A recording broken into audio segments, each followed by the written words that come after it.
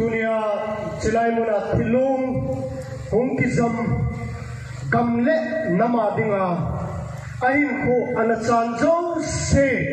tuna hungki khomo hin hungki khom lo ho ahin enam pi ho jo se thalain zana kahin pile ani chanain front line au ho jo se gal hamile ho jo se dunia cilai mun takama hungki khom rally na bol ho protest na bol ho tuna atak pi ana pang ho jo se tuna chang gi za hung pang civil society in ithim noi ho hin thandam ho hin adam lo ho hin apol chakeza anina pat anyau chan ate a pat chapang chan chapang a pat ate chan dei na panla ho zo se chua ke pa thu kan civil no zo se zalim patin ka thangwa ki ne gamna na me hu di hu koi man hu hi beta ikamle inam hi koi man hu lo dis milung te mi ko ma gatau tau te suma lor te kamne nam tu koi man hu lo di koi man thu sei lo di nei suma lor te tu koi man agam thu sei ti lo di suma lor te kam mi te tu koi man alom mi te India Parliament a kising ngai lo di Ake Phung Leh Chang tu koi mana thu sei lo di nei atuma le khapilu te tu koi mana thu sei lo di nei atuma ki mai ho na bote koi mana thu sei lo di nei sinama hon summa hon chuma bolding phumla hon chuma bolding zela hon chuma bolding vela hon chuma bolding koi hai thu la di koi ma tan thu la lo di koi ma tan isa lo di ase tu mi han san ho mi kita ho phuta di ho bo min asa thu lai suma lo ho akibung khan ho Phung Leh Chang ki khan ho sala lo la ki khan ho sumi ku kya ki khan ho thadu pai kya ki khan ho gam pila ki khan ho koi ma na thu la lo di ngai gam na nam ta hu to de ki wale phuta din khana bo di dis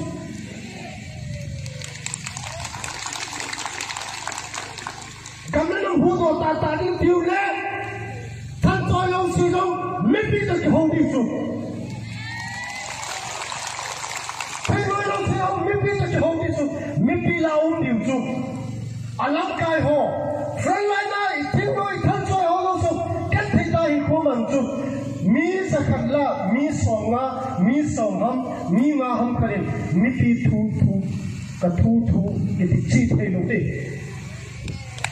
mi pi thu chi di ngai Jadi aje mana koi ma thu chi lo ding peace ground public ground na public meeting nei parita thing noi jong si MLA jong si civil society leader jong si le mi pi ke ho khom parita chu kang ko pya mi pi ke ho khom parita chu more gang ngam le to mi pi ke ho khom parita chu tu ni san dia lam kai ho jong si mi pi ta tha te hi lang chi ngai lo pi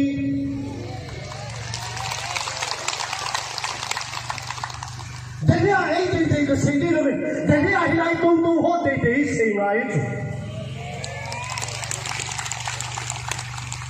te tam pi hu ki kyang na de ta politics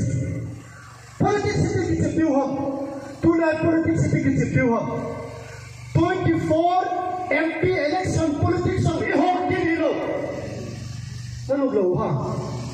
24 MP election of ihok din hilo 2027 kum sami na song ni sa iya Manipur State Assembly election of ihok din hilo ikilong thumom ju ikami ti hu do de ha inami te ti hu do de ha Pititeni hu do de la de people dam tilum to ai pitithumbo ni ho politics wa MP election no thupilo MLA election no thupilo MP election no thupilo yo di ma thupi tu kamle namle tilum to na bong thupi nang sunga suca na dingum lo Manipur government na ko na pampe na thizo lo wei itamangin kali thizo lewen hiti thumpi lo adang isuca na dingum lo koi itamangin lekha jiutin color chomin jiutin amin chomin jizo lewen 24 MP election na lungel ne juba 27 MLA election na lungel ne juba MDC lungel ne zule I macahi de lo dius jauh si di painong lai kita bang di painong lo lai si ba I macahi lo dius Hizia tu dunia hi Congress thum lo BJP thum lo NPP thum lo NJP thum lo KNA thum lo KP thum lo dunia tu pen hichi party jauh sila tu pen ju kam nam kilung tu hichi political party hichi thumbo hi political party tu a he tu dunia hi cycle thu saying hello tom saying hello department saying hello cycle saying hello cycle saying hello kampong saying hello developer saying hello chande saying hello इससे जो थम्बो है कम नम किलुंग तो ये जो थम्बो है पॉलिटिक्स हुई ये पॉलिटिकल पार्टी हुई तो ऑपरेशनल एरिया थोड़ा सेंगाई लो कोई मत ऑपरेशनल एरिया लो अब बहुत क्या कुकी जो कम किचु कोई मत जो कम है लो पी हिलंग जो कम है हिलंग कुकी कम है लम्मा कम लो P Aport ke ai hokam angai tanlu se kali kapi hesiatu kilum tumo na thei kipung khen na thei hesiaku na tu suma in khen thei umai le tu na yong ki khom dong se ki mai tu ding ai ki ko tiu na ki ko na na hey kipung khen na thei na hin tu sumami hilang ki go tu ki mai tu ki tu hiti hi mipi movement hitu kumisan ham tali hema kamin dalu mipi movement kala nei se tu nga alo hin ne hedu ba mipi movement hitu tu hiji atu zaunta philoi lankai ho MLA ho minister ho civil society ho nu te pate e ho keina kilum tu ding asamai samu ho in changa itawu ikau iliu imithiu inathiu ilun sau koi mata kilum to thailo aziti piam tele politics for hitang hitlaya hin politics for tamu elung sunga ki to lo wam mi filung lo ka platform no sa kilung to ki se ki tu so poi tu koi mata ki hyam the sei beta na ki le bhasha da lai di wo